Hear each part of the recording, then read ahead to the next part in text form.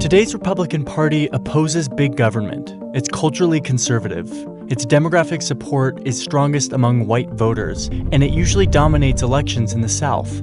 The party's 2016 presidential nominee has been heavily criticized for inciting racial tensions. But things weren't always this way.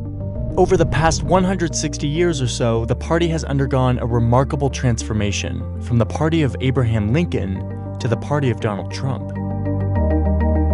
To understand how the GOP got this way, you have to go back to when it first came into existence in 1854, just 7 years before the Civil War. There are two parties at this point, the Whigs and the Democrats.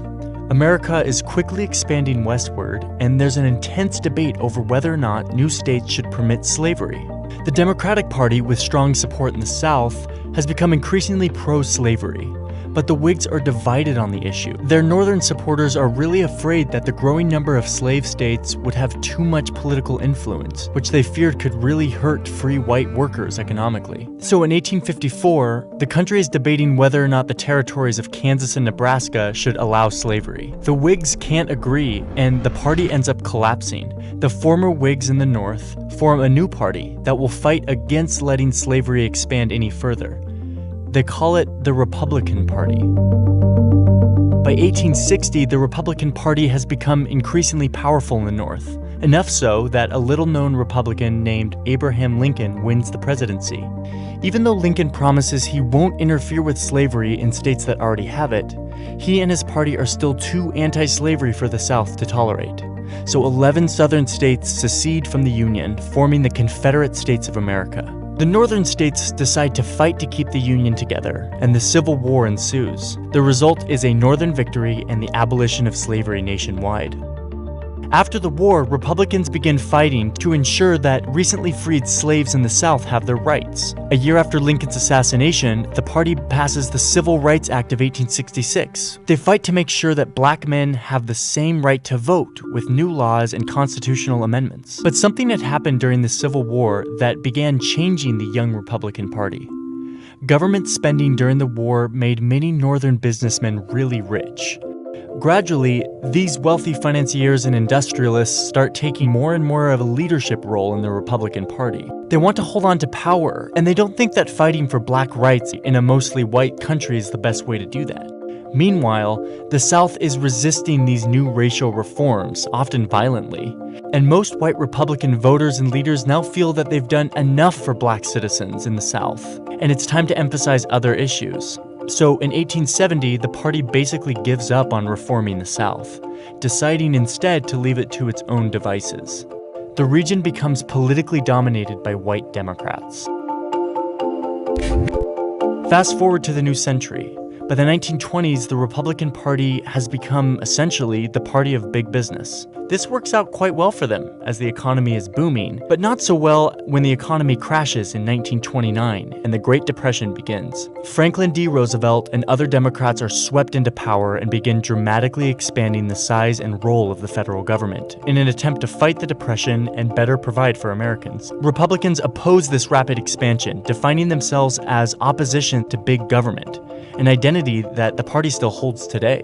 Going into the 50s and 60s, race and the South returned to the forefront of national politics, with the civil rights movement attempting to end segregation and ensure blacks truly have the right to vote. The civil rights debate isn't a purely partisan issue. It's more of a regional issue, with Northerners from both parties supporting it and Southerners from both parties opposing it. Then, in 1964, it's Democratic President Lyndon Johnson who signs the Civil Rights Act into law. And it's Republican presidential nominee Barry Goldwater who opposes it, arguing that it expands government power too much. A massive switch-up takes place. Black voters, some of whom had already been shifting from the Republican Party, convert almost entirely to their new advocates, the Democrats. The white voters in the South, who had been staunch Democrats, start to really resent the big government interference here and in other matters like abortion rights and school prayer. Over the next 3 decades, whites in the South switch to the GOP, which makes the South an overwhelmingly Republican region. By the 1980s, the party begins to resemble the GOP we are familiar with today. Republicans elect Ronald Reagan, who promises to fight for business interests, lower taxes, and traditional family values. As the 21st century begins, America is going through a major demographic shift in the form of Hispanic immigration, both legal and illegal. Democrats and business elites tend to support reforming immigration laws so that the over 10 million unauthorized immigrants in the US would get legal status. On the Republican side, tough on immigration policies and rhetoric became popular. But this ends up costing the Republicans when, in 2012, Mitt Romney loses his bid for the presidency. He gets blown out among Hispanic voters. Exit polls showed that 71% of them voted for Barack Obama. So the Republican Party starts to look more like a party for white voters in an increasingly non-white country. Given these demographic trends, Republican leaders worry that if they keep losing Hispanic voters by that much, they'll lose their chances of ever winning the presidency. So in 2013, some key Republicans in the Senate, including the rising star Marco Rubio, collaborate with Democrats on an immigration reform bill that would give unauthorized immigrants a path to legal status. But there's a huge backlash from the Republican Party's predominantly white base, which views the bill as amnesty for immigrants who broke the rules. This exacerbates the GOP voters' mistrust in their own party leaders, a mistrust that has already been growing for some time.